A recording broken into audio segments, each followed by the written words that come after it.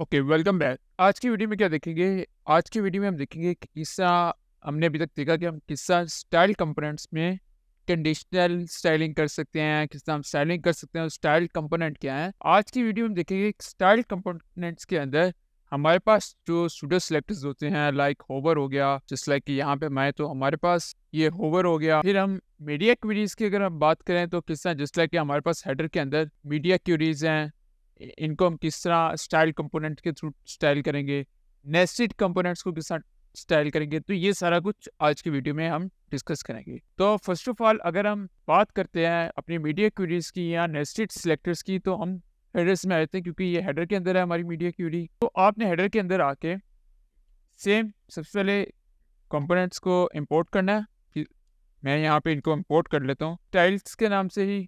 और उसके बाद कहाँ से हम इसे इंपोर्ट करें? फ्रॉम स्टाइल कंपोनेंट से।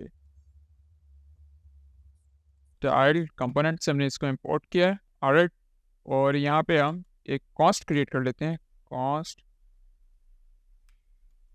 Header is equal to style dot, हम हेडर को टारगेट कर रहे हैं तो यहाँ पे हेडर दे देंगे।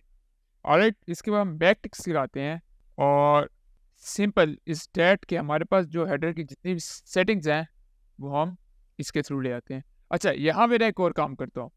मैं ये जो हमारे पास हेडर वाली फाइल है ना, इसको अभी के लिए ना इंपोर्ट नहीं करता। ऑलराइट, अच्छा, अब हमने यहाँ पे हेडर लगाया और हेडर की फाइल में से मैं जो हेडर का CSS स्टाइलिंग है वो ले आता हूँ यहाँ पे, जस्ट लाइक कि ये हमारे पास आ गया और यहाँ पे मैं इसको पेस्ट कर देता हूँ।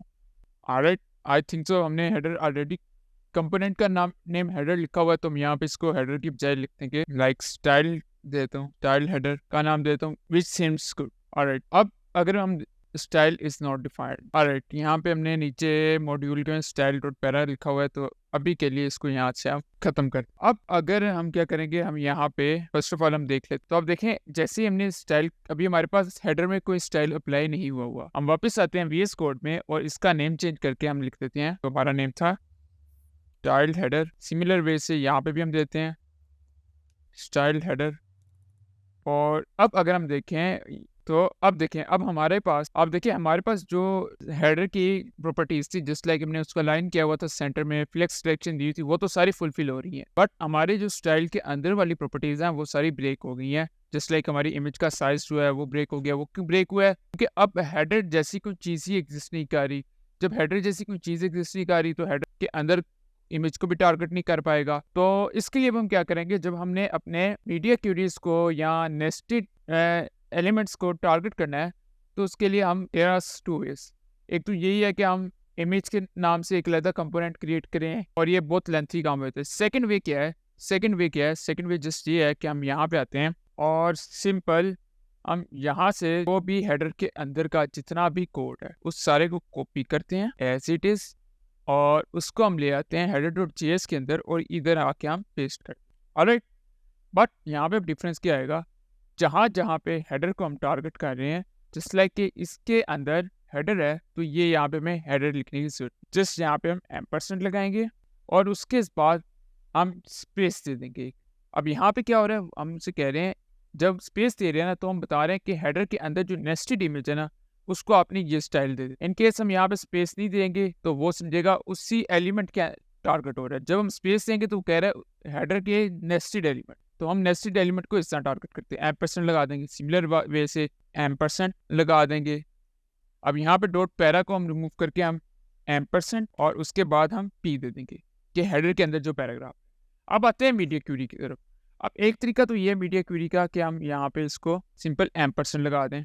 सेकंड वे क्या है कि अगर हम इसको इस तरह भी कर देना तो ये फैलन खुद चलेगा, क्योंकि अब वो हेडर के ही अंदर आएगा। ठीक, अब हेडर के अंदर H1 है तो इसको भी हम क्या करेंगे, एम्परसेंट लगा देंगे।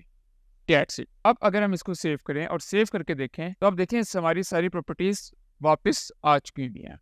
ऑलराइट, अब ये तो मीडिया क्वेरीज भी होगी और नेस्टेड एलिमेंट्स भी होगी। अब आते हैं सूडो सिलेक्टर्स की तरफ। अभी तक तो हम क्या कर रहे थे, एम्परसेंट लगाते थे और स्पेस देते थे। जब हम कहते हैं ना कि हमने सूडो सिलेक्टर की बात करनी है, और जस्ट लाइक सूडो सिलेक्टर अगर हम बटन से यूज करते हैं, जो कि हमारे अभी तक हमारे सूडो सिलेक्टर बटन में अप्लाई हुआ है होवर का, तो वो हमारा ऑथराइजेशन इनपुट्स के अंदर है। तो उसके लिए हम क्या करेंगे, उसके लिए हम यहाँ पे आते हैं और एक नया कॉन्स्ट क्रिएट कर लेते हैं बटन के लिए। Must button is equal to style dot button. अब जितने भी बटन की प्रॉपर्टीज हैं वो हम यहाँ पे ले आएंगे। जस्ट लाइक मैं app.css में आता हूँ और बटन की properties copy and paste. Alright, और यहाँ पे हम बटन भी देते हैं, कॉपी हम देते हैं जस्ट लाइक यहाँ पे। अच्छा, मैं ऊपर वाले बटन को नहीं कर रहा, मैं नीचे वाले बटन पे ही करूंगा। अगर आप करना चाहें तो आप ऊपर वाले बटन पे भी कर सकते हैं। अप्लाई करके चेक कीजिएगा और प्रैक्टिस कीजिएगा। अब यहाँ पे हमने बटन पे भी अप्लाई कर दिया। अब बटन के होवर पे रह गया, जो कि हमारा असल टारगेट है कि होवर पे किस तरह करेंगे। तो होवर पे करने के लिए मैं एज इट इज हमने जैसे कहा था यहाँ से प्रॉपर्टी अप्लाई कर देंगे। कहाँ पे जाके?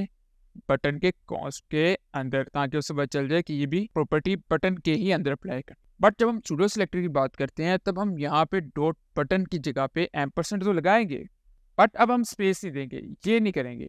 जब हम ये करेंगे तो इसका मतलब है कि बटन के अंदर किसी नेस्टेड एलिमेंट पे होवर करना है। हम अब इस साइंस को होवर करें। ऑलराइट, सेव करते हैं और सेव करके अब हम देख लेते हैं। ठीक है, अब हम जाके देखते हैं। ये देखें, अब हमारी होवर की प्रॉपर्टी भी अप्लाई हो। तो ये था हमारा किस तरह हम सूडो सिलेक्टर्स वगैरह पे, नेस्टेड एलिमेंट्स पे और मीडिया क्यूरीज पे स्टाइल कंपोनेंट्स यूज करते हैं। आज के लिए इतना ही, मिलते हैं नेक्स्ट वीडियो में, तब तक के लिए खुदा हाफिज़।